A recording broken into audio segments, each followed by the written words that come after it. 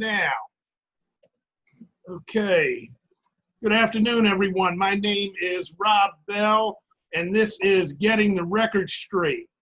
And this is the Truth to Power segment. You all know that sometimes we do a segment dealing with music and the arts.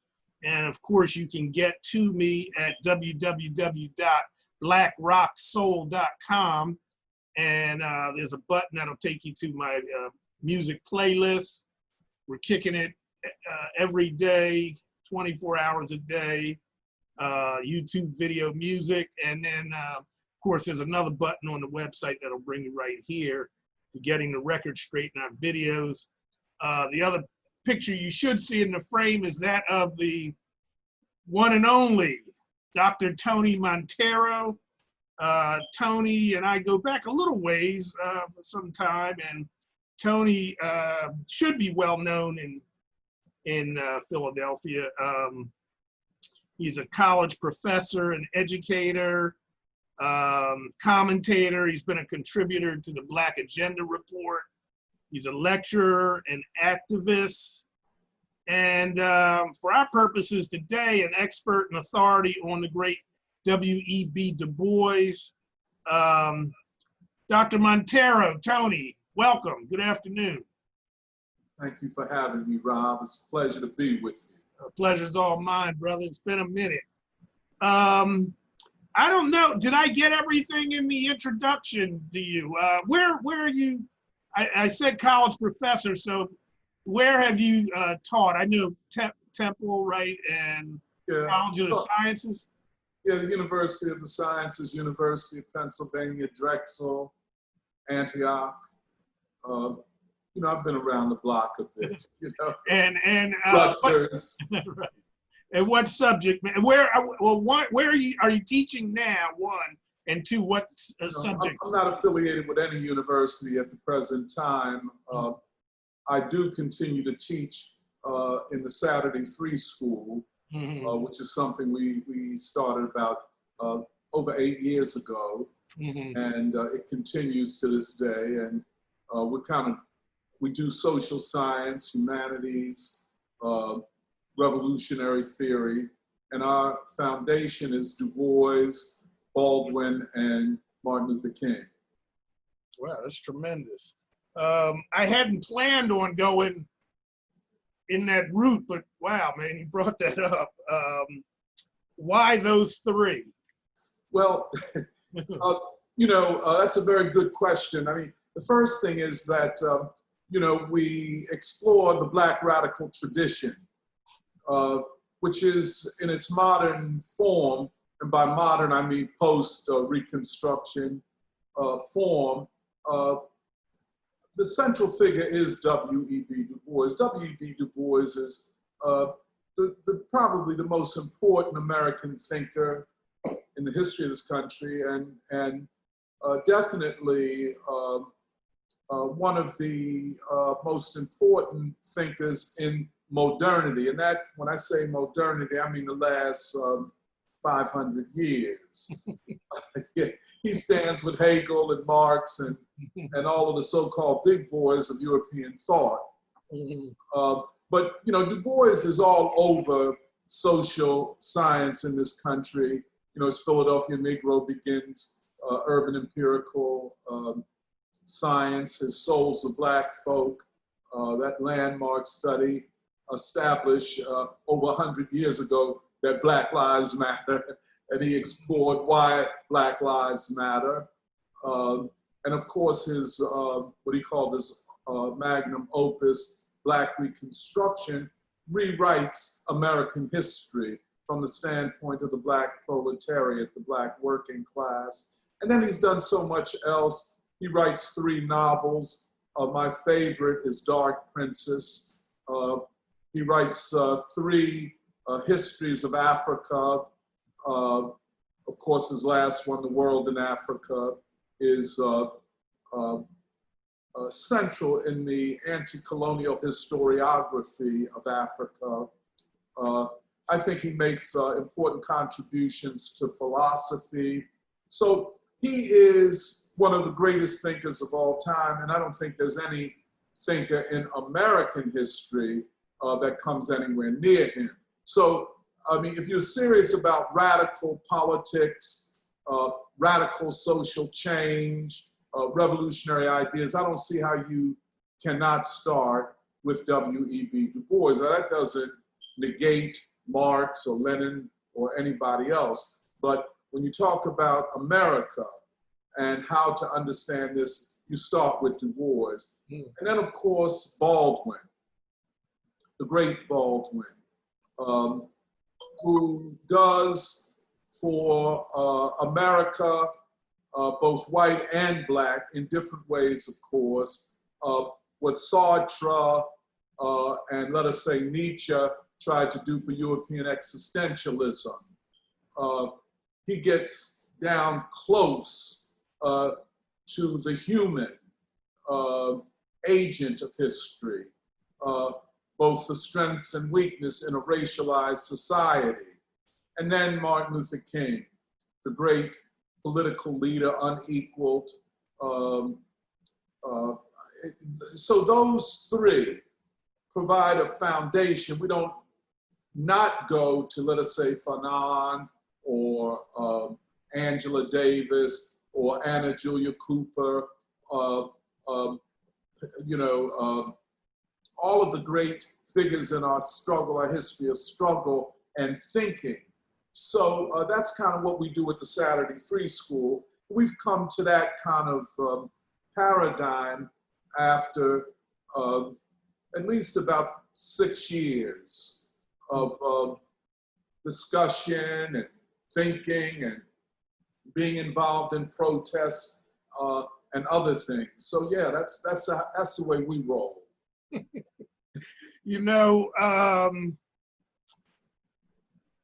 I saw you down at AME Mother Bethel, and I joined, I guess it's been 2 years now. Okay. One of the reasons I joined was, in a real general sense, I felt that the church I was at the time, which I won't get into, but really was not linked to, in a real sense, palpable sense, the struggles that were going on right in front of it, if you will. That said, particularly in this culture of violence and war, yeah, that is, again, all around us, you know, that's just ubiquitous, if you will, in a negative sense. And that said, one of the central figures of the Black church, and you just mentioned him, Martin Luther King. yeah, What is so annoying and grating is how we superficially, in the church in particular, the Black church in particular, superficially deals with it. You know, and we don't even begin to study and investigate what this man was about in terms of war and in terms of violence and in terms of revolution and just how critical he is. And in fact, we basically have ignored him. And it really is a frustrating, really, you know, I'm trying to be as diplomatic as possible, but it honestly is. And quite frankly, with all the people the three that you talked about, as a community, if we can say that, just how those three people are, like you said, are so important and so critical and so central, are ignored. You know, we don't know anything about them, really. yeah. Can you respond to that, or would you like to? Yeah. Oh, yeah. I think you touched a very sensitive nerve when it comes to me, because I like you, I am very disappointed in the Black elite, the academics, the scholars, the politicians, the religious leaders, who have literally reduced Martin Luther King to something that if he were living, if he'd come back, he wouldn't recognize as himself. They've literally turned King into a kind of liberal, even a neoliberal, when in fact King was as some have said, a radical Democrat. You can even use the word a revolutionary Democrat. He was pushing all of the boundaries of accepted political practice and thought. No, he's a huge figure. His significance is yet to be fully recognized. And that means, I'm not just saying his last years, which are very, very important, I think throughout his life. He was an early advocate of anti-fascism, and that's where the concept, the fierce urgency of now comes from. His observation of the failure of the Catholic and Protestant churches in Germany to challenge Hitler. And so he calls for a practice of urgency. And there's just so much to say about King. His speech on the independence of Ghana called The Birth of a New Nation. So we get that thread of anti-colonialism. And then as he moves forward, he announces his connections and belief in socialism, the redistribution of wealth, a guaranteed income for all American citizens. You know, all of that, and this is in the 1960s, a great social activist, social reformer, philosopher, theologian, one of the most brilliant orators, and a man of unbelievable courage. He was prepared to put his life on the line and die for those things he believed in. There you go. Man. He's my, you can appreciate my frustration then, right? Yeah, I mean, you know, and the only way, you know, you're frustrated, the only way I think to deal with that kind of frustration is to constantly work in the field of ideas and education, where, you know, you not only, you know, can talk to yourself or your closest friends, but you create venues where you can talk to broader audiences and put forward alternative ideas. And, you know, the way I feel about ideas is that, you know, great ideas are never popular in their time. So if you're looking for popularity, get out of the ideological struggle, become an academic, become a celebrity academic. That's popularity. When you reach that celebrity stage, it's a marker for the fact that you've sold out and that there's nothing left of you. But anything in the realm of discourse and ideas has, ideas are strange phenomenon, you know? And as they, you know, the saying goes, nothing is more powerful than an idea whose time has come. So an idea whose time has come might not be popular, but it is powerful because it reflects or manifests the zeitgeist, the moment. Mm-hmm. Do you think we're at such a time? Yes. Ideas are more important than all of the protests that we have seen over the last 2 months. Ideas. The weakness of the protests over these last few months is they are bereft of ideology and ideas. So you'll see big mass outpourings, and then they will just, as quickly as they appear, they will disappear. Mm-hmm. Let's get back to DuBois. There were two, you know, I'm not going to lie and say that I've read all of Black Reconstruction. Very few people have. It's a monumental piece, but my sense is its importance I don't know that it can be, that you can capture it. But being the expert you are in it, as I was looking at some of the notes that have been written about it, not about it, I'm sorry, from it. I think he was quoted, Du Bois was quoted as saying, absolute equality is the last great battle of the West. Is that something you can expound on, or, and how does it relate to now? Yeah, I think he said equality. He may have said democracy. Okay. But, you know, whatever, I think they're equivalent concepts. Well, first of all, you know, Black Reconstruction is over 600 pages, and, you know, it's so much going on at the same time that you have to know what you're reading and how to approach reading it. In other words, you have to know how to read that book. Okay. A lot of, you know, if I might just, this is parenthetically, a lot of people think that reading is just reading. If you know the words and the grammar, you know, that's not true. You have to know how to read certain books. Like reading Karl Marx's Das Kapital is different from reading Du Bois's Black Reconstruction. Two hugely significant works, but you have to approach them ideologically differently.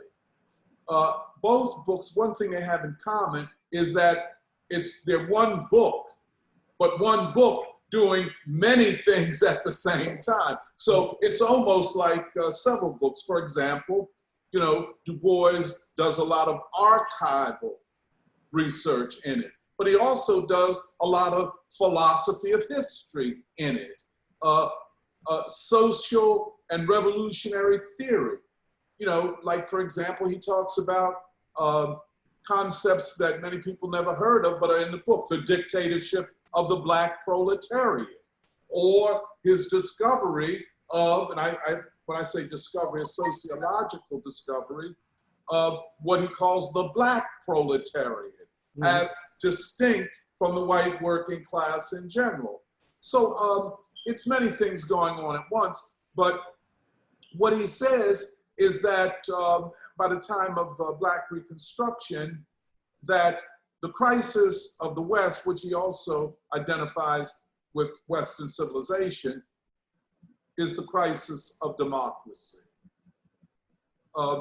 When he, in 1903, said in the classic work, Souls of Black Folk, the problem of the 20th century is the problem of a color line.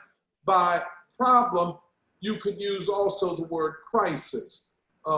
And the race question had inhibited or prevented America from living up to the words that it said in the Declaration of Independence, the Constitution, and so on. It made these, you know, beautiful statements, and then as soon as they wrote them down, they quickly went about violating them in practice. So flies in the face of that ignoramus from Arkansas made that comment, Cotton. Yeah, oh yeah. Yeah. They don't know anything. And now, you know, we're way beyond the possibility of reforming the system. You know, when Du Bois in 1903 writes The Souls of Black Folk, he's crying out for reform. When he writes the sequel to The Souls of Black Folk called Dark Water, he is no longer as optimistic as he was in 1903. When did he write that? 1919, published in 1920. So that's right after the World War I. Absolutely, absolutely. Right after the first Pan-African Congress, it's published. So, you know, by that time, he feels that the West, the United States in particular, had gone beyond reform. And by the time that he writes Black Reconstruction, he's literally saying that nothing short of a radical transformation of the entire system would even begin to solve the problems of the country, especially the problem of democracy and inequality. All right, let me get this chronology together now. So, Sorry, man. no, that's all right. The Souls of Black Folks, which I did read, is 1903, is it? 1903, yes. And then, what was Dark it? Water. Dark Waters, 1919, 1920. Mm-hmm. And so when is Black Read? That's 35, is it? 1935, yes. Okay, so even though he's talking about a period in the prior century, Black Reconstruction, he's using that to, Oh, yeah. Yeah. to Talk about the class struggle, race, American democracy or lack thereof. So he's using the 19th century and the struggle against slavery and to reform the system during Reconstruction as a way of talking about the 1930s, and really, I would say, a way of talking about the 21st century. And so how does it, what are the key elements of reform that he thinks need to take place? Well, he felt, enacted. yeah. You know, he went state by state in the Confederate States after the Civil War and during Reconstruction. And he said with the 15th Amendment in South Carolina, Louisiana, and Mississippi, which at that time had Black majorities, that a dictatorship of the Black proletariat was possible to be established. That is to say, and by dictatorship, he's using it not in the pejorative and negative sense that it's used. He's using it as a way of talking about a democratic rule of a certain class. And of course, he kind of gets that from Lenin and Marx, the Communist Manifesto and Lenin's State and Revolution, but he applies it to the southern part of the United States. Now, he's saying, in effect, that the democratic dictatorship or democratic rule of the Black proletariat was the way to advance democracy. He also makes the claim that the brake upon democracy in the South was the white working class, you know, which was bound to racism and their aspiration to become what the slaveholders were or something like that. And so it is the Black proletariat that he sees as the principal agency of democracy.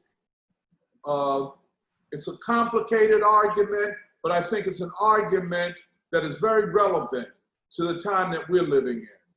I mean, it can't be applied exactly as he was talking about in South Carolina, Mississippi, and Louisiana, but there is a rational essence to his logic and the way he's thinking about history that has application to our moment, I would argue. Mm-hmm. And so how would you flesh that out in terms of its current and contemporary application? What would be the key points to that? Well, you know, if you're thinking about revolutionary change, you have to think strategically, not just tactically. You have to be able and be willing to play the long game and not the short or immediate game. You got to be in, as they say, you got to be able to play chess and not just checkers. So with that in mind, if we take DuBois seriously, it is a recognition of the centrality of the Black working class, or what DuBois called the Black proletariat. That vast body, ocean of working people whose formation as a proletariat goes back to enslavement. And it is the same class today, you know, and that's something that we need to talk about, we need to teach. Well, let me give you an example. Over the last couple of months, we've seen these huge marches and demonstrations under the banner of Black Lives Matter. In Philadelphia, there was something like 30 to 50,000 people that marched on June 6th. If you were there, what you would have seen is a sea of white faces in a city that's 42% African American. I often say the demonstration or the march was in Philadelphia, was not of Philadelphia. The Black proletariat were waiting this one out. They didn't get involved. You see what I'm saying? Now, think for a minute. Had the Black proletariat brought its weight to bear, its consciousness, the issues of unemployment, of gentrification, of schools, of healthcare, all of the issues that they bring to the table, you would have had a different kind of march. Would not just ended up with the slogan, defund the police. They would have talked about a comprehensive program of changing the city and of changing society. You know, like DuBois argues, I mean, and this is a missing part of the discussion, and Baldwin will make a similar argument, that the most intelligent collective group in American society are Black people, but in particular, Black working people. Whether they can read, whether they can count, whether they have finished school or not. But in terms of their social consciousness, they're way ahead of any other group. Or, you know, I know you know this, you can see it in their cultural production. You know, how do you explain people with no musical background, no training, produce the greatest music the society knows?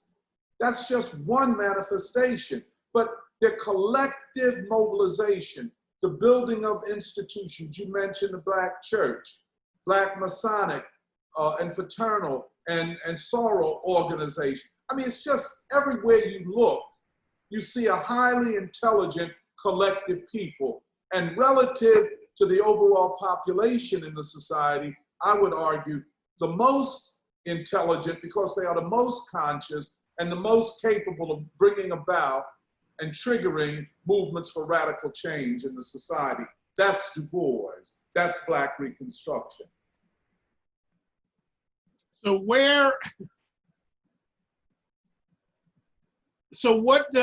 Why aren't we bringing, I'm trying to think, I'm thinking about the Million Man March. Absolutely. Great example. And the bringing together of all those brothers. Mm-hmm. And why the energy, information, concepts, constructs, if you will, that took place, that came out of that. Where was the disconnect? Why was that not channeled into institutional, institutions that could then affect change? Right. Whether it was financial, some kind of financial conglomerates. So, and we've got about 2 minutes left. Oh, the whole time. Well, simple question is leadership. You have to have, if you want revolutionary change, you must not just have a mass of people who want it. You have to have a revolutionary leadership that are organically connected to those masses who showed up. The Million Man March was not designed to do that, to bring about radical change or to create a radical or revolutionary movement. It did what it did, and it was to prove to Black people in particular that Black men were not criminals and thieves and everything negative, that they could do what was achieved on that day in October. Mm-hmm. Yeah, so to end this, got a minute or so left. Any parting thoughts, kind of like where do we go from here Well, where do we go from here? First of all, we're in the deepest crisis that the society has faced since the Civil War. You know, the economy contracted at an annual rate of about 1/3 in the past 3 months. Unemployment is close to depression levels, and Black unemployment is something like 50% of the workforce is out of work. On top of that, you have what we call a crisis of legitimacy, where the people no longer trust the institutions and leaders of the nation, political, religious, academic, scientific, and that the country, especially white folk, are divided down the middle.